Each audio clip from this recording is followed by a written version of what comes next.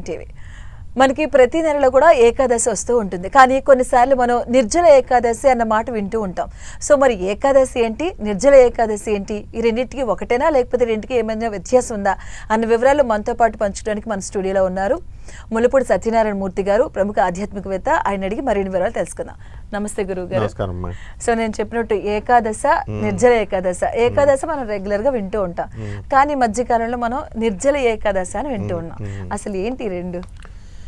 ఏకాదశి అంటే నెలకి 2 సార్లు వస్తుంది. ఇదే నెల ఇప్పుడు మనకు వచ్చేటటువంటి వైశాఖ మాసం వెళ్ళిపోతూ జ్యేష్ఠ మాసం వచ్చేస్తుంది. సో మనకి ఈ కస్ప పీరియడ్లో వచ్చేటటువంటి ఏకాదశిని నిర్జల ఏకాదశి అంటారు. అసలు నిర్జల ఏకాదశి అంటే నిర్జల అంటే నీళ్లు లేకుండా ఉండడం. మరి ఏకాదశి అంటే ఏంటి? అసలు విష్ణుమూర్తి నుంచి పుట్టినటువంటి విష్ణుమూర్తి పుత్రికని ఏకాదశి అంటాం. అసలు ఏం జరిగిందంటే మారన్ అనేటటువంటి ఒక రాక్షసుడు ఉన్నాడు. అతను ఏం చేస్తున్నాడంటే విష్ణువు మొత్తం ప్రపంచాలంతటినీ కూడా చాలా క్షోభింపజేస్తున్నాడు, బాధ పెడుతూ ఉంటే శ్రీ మహావిష్ణువు రావాల్సినటువంటి అవసరం వచ్చింది, అవతారం.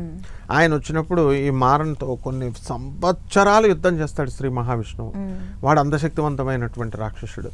అప్పుడు ఏం చేస్తాడు, చాలా అలసిపోయాను నేను, అందువలన కొంచెం సేపు రెస్ట్ తీసుకొని ఎనర్జీని మళ్ళీ తెచ్చుకొని ఆ తర్వాత మళ్ళీ యుద్ధం చేద్దామని శ్రీ మహావిష్ణువు గుహలోకి రెస్ట్ తీసుకుంటూ ఉంటాడు. ఈ మారను ఎలాగోలాగా తెలుసుకొని వీడు ఏం చేస్తాడంటే శ్రీ మహావిష్ణువు మీదకి మళ్ళీ వస్తాడు వితౌట్ రెస్ట్ యుద్ధం చేయాలని. అప్పుడు శ్రీ మహావిష్ణువు అంటే ఎవరైనా సాక్షాత్ 14 భువన భాండాలకి అధిపతి అయిన శ్రీమన్నారాయణమూర్తి. ఆయన వైభవం వేరు, ఆయన దయ వేరు, ఆయనే శ్రీనివాసుడు. ఆయన దయ వేరు, ఆయన కరుణామయుడు అనమాట. అటువంటి ఆయన్ని ఒక మామూలు ప్రైమ్ మినిస్టర్ని లేకపోతే ఒక మామూలు సీఎంకి ఏదైనా ప్రాబ్లం వచ్చిందనుకో, చిన్న లోకల్ ప్రాబ్లం చేస్తే లోకల్ పోలీస్ ఏం చేస్తుంది, ఆయన ఎందుకు సార్ని ఎందుకు డిస్టర్బ్ చేయడం అని క్రింద వాళ్ళు ఎలా అయితే అటెండ్ చేస్తారో ఆ ప్రాబ్లమ్ సాల్వ్ చేయడానికి, శ్రీ మహావిష్ణువు ఎందుకు ఈ ఆఫ్టర్ ఆల్ యూజ్లెస్ ఫెలో చిన్నవాడు వీడు మారననే రాక్షసుడు, వీడి సంగతి నేను చూస్తానని చెప్పేసి ఆ యొక్క శ్రీమన్నారాయణమూర్తి యొక్క శరీరంలో నుంచి ఒక స్త్రీ వస్తుంది. ఆమె నీలా అందంగా ఉంది, ఆమె పేరు ఏకాదశి. వచ్చి ఏమనంటుంది, మారన్తో యుద్ధం చేస్తుంది, యుద్ధం చేసి చంపేస్తుంది అండి.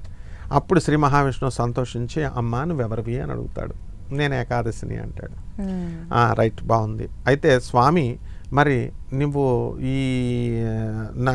నువ్వు నాకు చేసినటువంటి మహోపకారానికి నీకు ఏదైనా వరం కోరుకో అంటాడు. ఆ రోజున ఏకాదశి అనేటటువంటి రోజున ఆమె వరం కోరుకోదు, శ్రీమన్నారాయణమూర్తి యొక్క అంశ కాబట్టి ఆమె కోరుకోకపోతే ప్రతి ఏకాదశి రోజున కూడా నీ పేరు మీద ప్రజలంతా పూజించుకునేలా గుర్తించుకునేలా నేను చేస్తాను అని చెప్పి ఏకాదశిని పండగను ప్రవేశపెట్టింది శ్రీ మహావిష్ణువు ఆ అమ్మాయి పేరు మీద.